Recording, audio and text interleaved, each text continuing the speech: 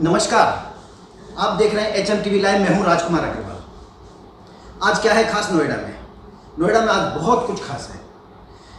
बात हम कर रहे हैं भारतीय उद्योग व्यापार मंडल की। भारतीय उद्योग व्यापार मंडल क्या है?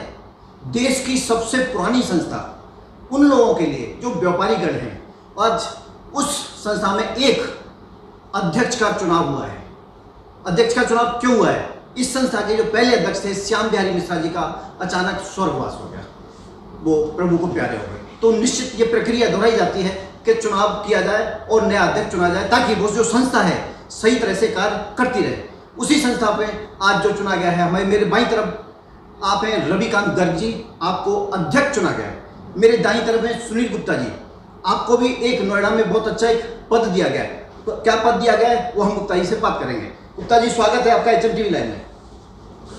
हमें आज बताइए, आज की जो प्रक्रिया हुई है, आपको जो चुना गया है वो किस हिसाब से, कौन सा जो आपका फिनोमिना था वो किस तरह से आपको चुना गया है? क्योंकि आजकल चुनाव तो कहीं हो नहीं रहे हैं। राष्ट्रीय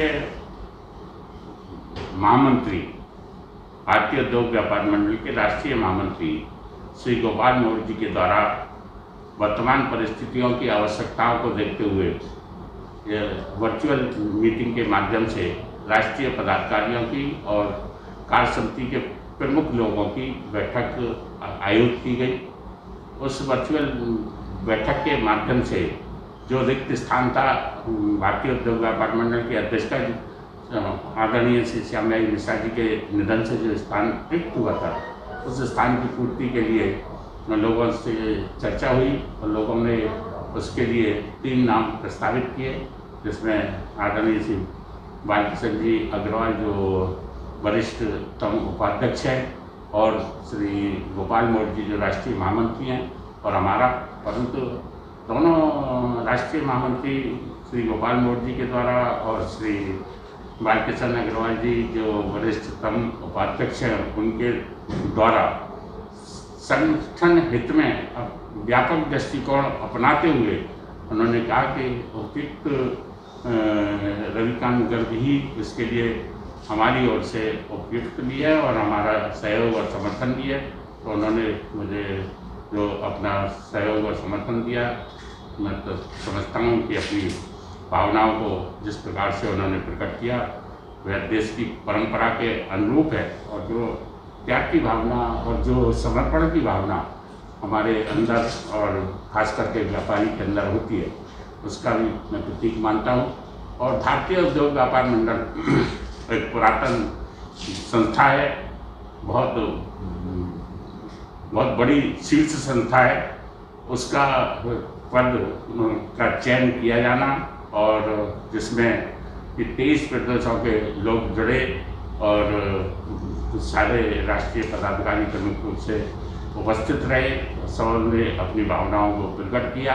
भारत के 26 राज्य और सबसे बड़ी बात 20 करोड़ लोगों के हित को ध्यान में रख करके ये संस्था कार्य कर रही है। मेरे दाईं तरफ है सुनील गुप्ता जी। सुनील गुप्ता जी, आज हमें बताइए, नोएडा में जो आपके नोएडा के अंदर, जो आपके उद्योग के अंदर ये जो बैठक की गई है, इसका मुख्य उद्देश्य यही था कि सिर्फ चुनाव किया जाए या इसको कैसे जनता में अमल लाया जाए? देखिए, जैसा हमारे अभी नवनिर्वाचित अध्यक्ष माननीय श्री रविकांत गर्ग जी ने अभी आपको बताया, हमारे देश के बहुत ही शीर्ष व्यापारी नेता श्री श्याम बिहारी मिश्रा जी के निधन के पश्चात हमारा जो भारतीय उद्योग व्यापार मंडल है ये अध्यक्ष विहीन हो गया।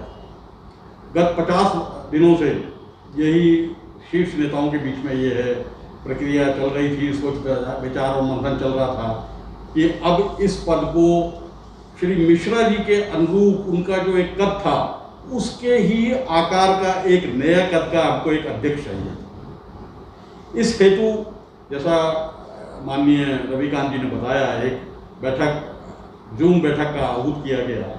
और सबसे खुशी की बात जो इसमें रही कि देखिए, एक सर्वसम्मति से इस समय माननीय श्याम बिहारी मिश्रा जी के पश्चात जो शीर्ष नेता, जिसको आज हम कह सकें उत्तर प्रदेश के और संपूर्ण भारत के बड़े भाई श्री रविकांत गर्ग जी, जो कि अभी तत्काल में, जो कि अभी प्रेजेंट में उत्तर प्रदेश उद्योग व्यापारी कल्याण बोर्ड के अध्यक्ष भी हैं उत्तर प्रदेश सरकार के, आज उनको सर्वसम्मति से आज ये अध्यक्ष चुना गया।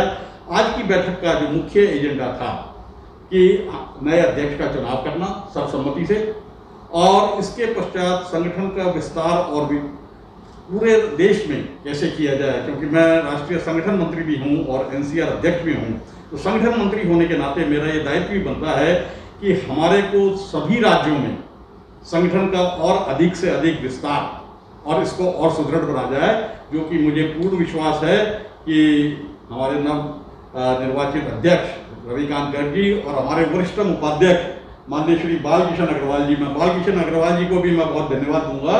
और एक और खुशखबरी आपको देना चाहूँगा कि कल ही हरियाणा में भाजपा के आपको व्यापार प्रकोष्ठ का आपको अध्यक्ष भी मनोनीत किया गया। चलिए मिलेंगे अभी बालकिशन जी से। मैं पुणे लौट के आता हूँ रविकांत गर्ग जी की तरफ से। रविकांत जी, आप हमें एक बात बताइए, आप पहले से व्यापार कल्याण बोर्ड को देख रहे हैं, चला रहे हैं और व्यापारियों की सेवा कर रहे हैं।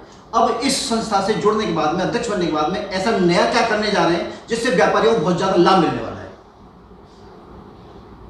व्यापारी केवल एक व्यापारी कोई जाति नहीं है, व्यापारी वर्ग है, और वर्ग भी वो ऐसा वर्ग है जो विचारों के साथ बना हुआ है, और उसका विचार राष्ट्र के प्रति, समाज के प्रति, जरूरतमंद की सेवा का, राष्ट्र और समाज की सेवा का जो विचार उसके अंदर है, उसको जिस प्रकार से वो आर्थिक ऋण की, आर्थिक व्यवस्था की रीढ़ है, वितरण व्यवस्था का प्रमुख है, उसके अनुरूप जिस प्रकार से वो काम करता है, वो 8 घंटे काम नहीं करता, वो 10 घंटे काम नहीं करता, वो 16 घंटे काम, 15 घंटे 14 घंटे काम करता है, उसके अनुरूप उसको सम्मान मिले, उसके अनुरूप उसको सुविधा मिले, उसके अनुरूप उसकी व्यवस्था हो, उसके अनुरूप उसको सरकार के माध्यम से और प्रशासनिक व्यवस्थाओं के माध्यम से वो उसको हर प्रकार की सहूलियतें मिले। इस सब के लिए प्रयास भारतीय उद्योग व्यापार मंडल करता रहा है और करता रहेगा। हम पूरे आत्मनिर्भर भारत अभियान के अंतर्गत भी अगर इस देश को आत्मनिर्भर भारत कोई बना सकता है, तो वह वास्तव में व्यापारी और उद्यमी मिलकर ही बना सकते हैं। उसके लिए उनका सर्वाधिक योगदान है।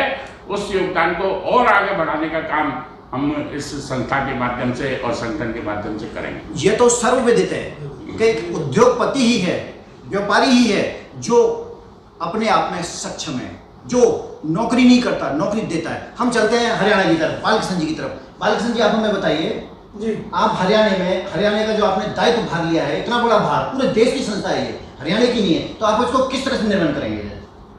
ये भारतीय उद्योग व्यापार मंडल का और या भारतीय जनता पार्टी ने मुझे व्यापार प्रकोष्ठ का हरियाणा का संयोजक बनाया है। गर्ग जो नोएडा से आते हैं, आप अखिल भारतीय अग्रवाल बेस्ट मित्र मंडल के राष्ट्रीय अध्यक्ष भी हैं और एक अच्छे उद्योगपति हैं। नोएडा में प्रतिष्ठित नाम है इनका, इनकी पहचान है। हम उनसे बात करेंगे। आप हमें बताइए राधाकृष्ण जी, आज रविकांत जी को जो अध्यक्ष चुना गया है उत्तर भारतीय संस्था का जो मंडल का, तो आप इसको क्या किस तरह से देखते हैं? आप इसको जो रविकांत गर्ग जी कई सालों से व्यापारियों की सेवा कर रहे हैं और मंत्री भी रह चुके हैं। हम इनके पास जब भी समस्या लेके गए हैं, इन्होंने उस समस्या का हल करा है। और पूरा मैं आज ये भारतीय उद्योग व्यापार मंडल के राष्ट्रीय अध्यक्ष चुने गए हैं। मैं इनको अपनी संस्था की ओर से बहुत बहुत बधाई देता हूं और आशा करता हूं कि पूरे देश या प्रदेश का जिम्मा इनके पास है। व्यापारियों की समस्याओं को जो भी हम भी लेके आएंगे और लोगों को भी समस्या लेके आएंगे, ये उस समस्या का समाधान करेंगे और करते रहेंगे। निश्चित है कि हर एक जो संस्था होती है वो भारतीय उद्योग व्यापार मंडल तो ये है ही है, लेकिन जो भी एक संस्था गठित की जाती है वो यानी वो वेलफेयर होता है। वेलफेयर किसके लिए? जिस संस्था का नाम है, जो उसका कार्य है, उस कार्य को सुचारू रूप से जनता के बीच, उन सदस्यों के बीच आगे पहुंचाया जाए। ऐसी संस्था जो आज हमारे साथ में जो काम कर रही है। मेरे दाईं तरफ बैठे हुए हैं, आप अपना नाम बताइए। जगदीश जी हैं, आप क्या करने वाले हैं संस्था के अंदर? देखिए, हम उनसे बात करते हैं। आप हमें बताइए, जो संस्था है आज आपने अध्यक्ष चुना गया है, उस संस्था से आपको क्या क्या उम्मीद है? मैं कोषाध्यक्ष हूँ। जो आज अध्यक्ष जी ने वादा किया है, मैं तो यही कहूँगा उस वादा को पूरा करो। हम उनके साथ हैं, उनके टीम में बिल्कुल खड़े रहेंगे और काम करके दिखाएंगे। और मैं इनको बहुत बहुत बधाई देता हूँ। काम करके दिखाएंगे ऐसा जगदीश जी ने हमें बताया, लेकिन आप उनके दाईं तरफ फिर बाईं तरफ बैठे हुए हैं, हम उनसे पूछना चाहते हैं कि उनके क्या ख्वाब हैं, उनके क्या स्वप्न हैं इस संस्था को लेकर के। मेरा नाम राजकुमार नरुला, मैं भारतीय उद्योग व्यापार मंडल में उपाध्यक्ष पद से सुशोभित किया गया हूँ और मैं पिछले 30 वर्षों से रविकांत जी को अच्छी तरह जानता हूँ। जब भी मैंने कोई समस्या इनसे टेलीफोनिकली या पर्सनली रखी, इन्होंने उसको अपनी समर्थ से भी ज़्यादा उसको समाधान करने का प्रयास किया और वो समाधान हुआ। भारतीय उद्योग व्यापार मंडल जो नेतृत्वहीन हो चुका था, हमारा दुर्भाग्य समझ लीजिए, जो कारण समझ लीजिए, पंडित श्याम बिहारी मिश्रा जी का स्वर्गवास हो गया था, उसके पश्चात एक नेतृत्व की हमारी आवश्यकता थी। उस आवश्यकता को पूर्ण करने के लिए हमारे पास एक ऐसे व्यक्तित्व की आवश्यकता थी जो व्यापारियों की सुरक्षा उनके मान सम्मान को रख सकता। आप थे राजकुमार नरुला जी, बहुत बड़ी बात कही। 30 वर्ष से आप रविकांत गर्ग जी से जुड़े हुए हैं और उन्होंने उनका कार्यभार की शैली देखी है कि वो कैसे देश की सेवा कर सकते हैं, कैसे राज्य से उठ करके पूरे देश में जा सकते हैं।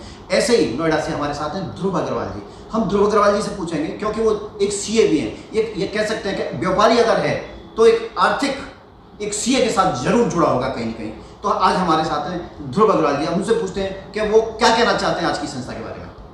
राजकुमार जी, मैं पिछले 25 सालों से रविकांत जी और श्याम बिहारी मिश्रा जी के साथ जुड़ा हूँ और मेरे को लगता है आप स्वाभाविक उत्तराधिकारी हैं, क्योंकि ये 25 साल से श्याम बिहारी मिश्रा जी के साथ कंधे से कंधा करके मैंने देखा था। बैठ के टाइम पे एक ही दिन के अंदर अटल जी के पास, अडवाणी जी के पास, सुषमा स्वराज के पास, हर मंत्री के पास, यशवंत सिन्हा के पास, सबके पास इतनी फोर्सफुल कि बैट को यूपी में लागू नहीं होना है।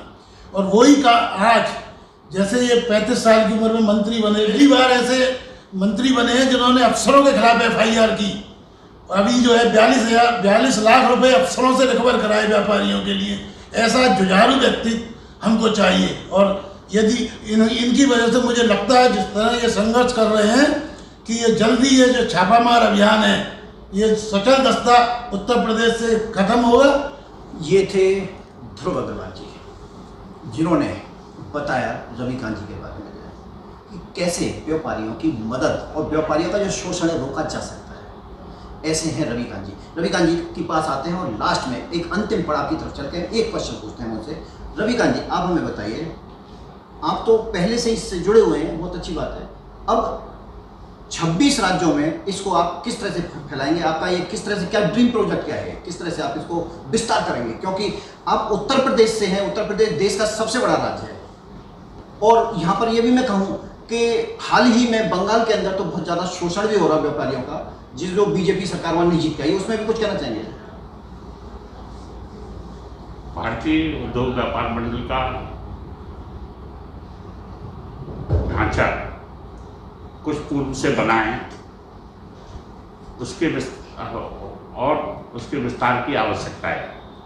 26 राज्य नहीं, सारे केंद्र शासित प्रदेशों में भी हम भारतीय उद्योग व्यापार मंडल के संगठन को ले जाएंगे, स्थापित करेंगे, लोगों की, व्यापारियों की पीड़ाओं को दूर करेंगे, उनके व्यापार को की समृद्धि के लिए, उनके व्यापार को बढ़ाने के लिए क्या कुछ किया जा सकता है उस पर मंथन करेंगे और संगठन का विस्तार करके हम आत्मनिर्भर भारत अभियान में भारतीय व्यापारियों का पूर्ण सहयोग और समर्थन मिले।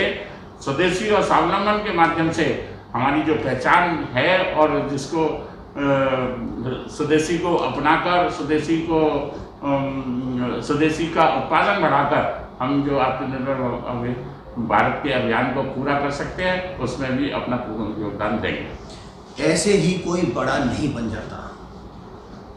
बड़ा बनने के लिए आप 35 साल से राजनीति में जुड़े हुए हैं।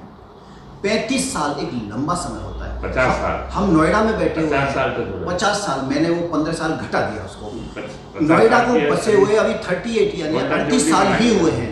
38 साल में नोएडा ने कितना विकास किया है, ये कह सकते हैं भारत का सबसे बड़ा कोई उद्योग केंद्र है तो नोएडा है।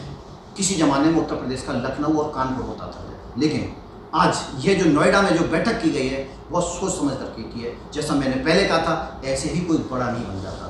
50 साल देश को देने वाले राजनीति को देने वाले ऐसे ऐसे ज्ञानी पुरुष ऐसी ही संस्थाओं को चला सकते हैं, और निश्चित है, ये अपेक्षा कर सकते हैं कि ये निश्चित ही ये सफलता इनको बहुत जल्दी से बहुत आगे बढ़ने को मिलेगी। हमारी शुभकामनाएं हैं आपके साथ में रविकांत जी कि आप इसी तरह से निरंतर बढ़ते रहें। नमस्कार। आज के